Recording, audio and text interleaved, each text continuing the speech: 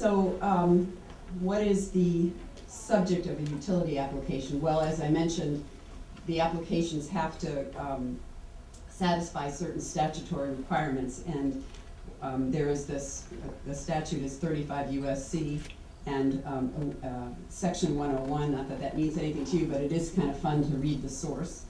And it tells you that processes, machines, articles of manufacture, and compositions of matter can be the subject of a patent application. And there was a very famous case, which actually may have had a quote that said, anything under the sun made by man can be the subject of a patent. Now, other countries would not agree with that, but let's see why. So anything under the sun made by man would include compositions such as new biomolecules, and I'm doing sort of more biotechy things here, natural products isolated from nature, so not in their, you can't take a gene in a person is patentable. You have to be able to isolate it. Living organisms and parts thereof that have been genetically engineered, not found in nature, and that includes, proteins, genes, viruses, and other things like pharmaceutical compositions are also patentable. Methods of using the compositions, methods of making them, manufactured articles or devices, and methods of using and making, those are all patentable. And I did throw in a little bit of computer stuff. Computer hardware is patentable in this country, and computer software and business methods are patentable in this country. In other countries, methods of treating are not patentable.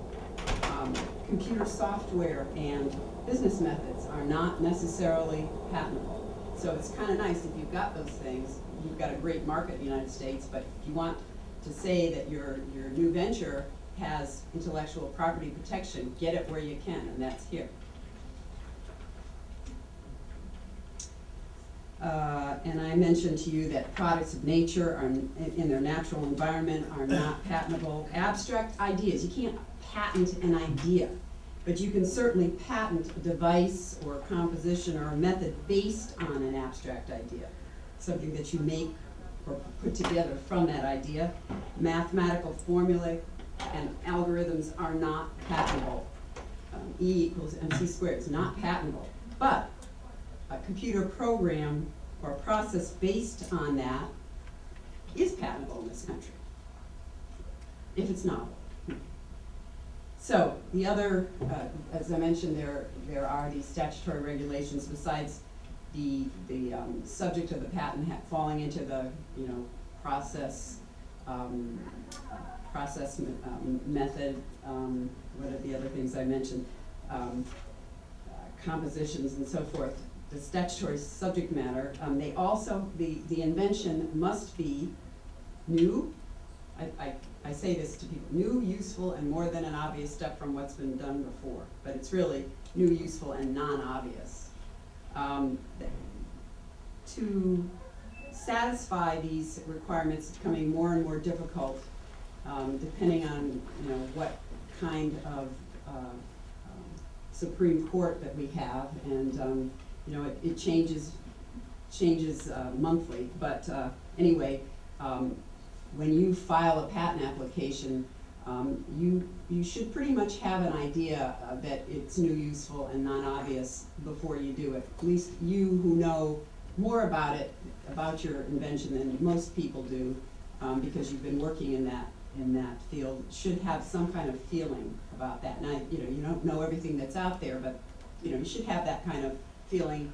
And I think going on what Rand said, tell the Northeastern University Division of Technology Transfer about what you know in the field. Lessen the risk right there. Say, this is what we know is out there. This is why I think this is new, useful, and non-obvious. Now, besides satisfying the invention satisfying certain statutes, the way the patent is written, the application is written up also has to satisfy standards. It's very important. You've got to enable the invention that you're claiming such that one with skill in the art would be able to make it and use it.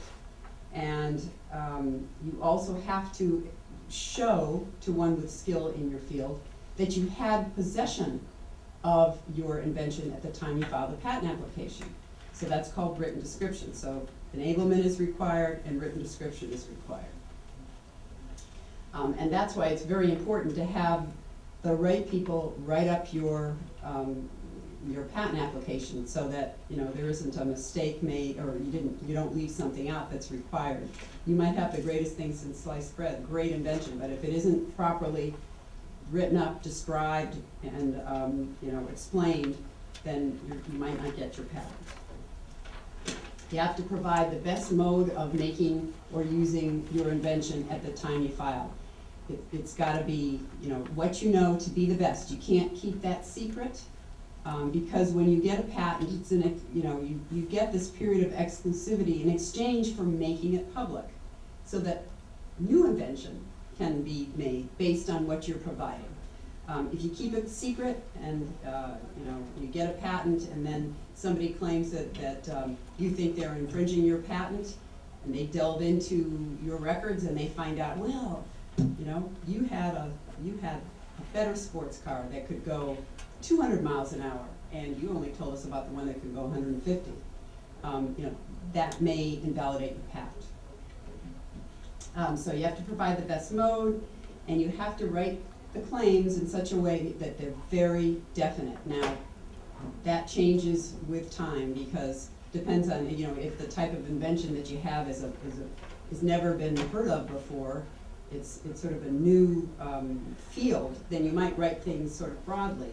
And at that time, it seems really clear, but later on, as things get developed and developed and developed, we can't get claims, for instance, for an isolated stem cell, because there's so many different kinds of stem cells now, and what level of differentiation is it, and what tissue you're getting it from, and if you don't say it, they're called indefinite these days. So it kind of depends on the stage of the innovation, unfortunately.